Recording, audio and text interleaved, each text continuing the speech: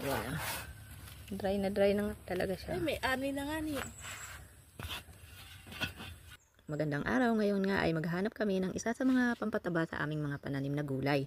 Kukuha kami ng eta ng kalabaw, yung tuyong-tuyo. At dahil nga madalas tumambay dito yung mga kalabaw, titignan namin kung may naiwan sila ditong ginto. Itong part na to wala kaming nakuha. Kaya lumipat kami sa kabilang lungga nila. Sakto kasi may nakita din kaming bulok na puno ng nyug. May nakalkal din kami dito.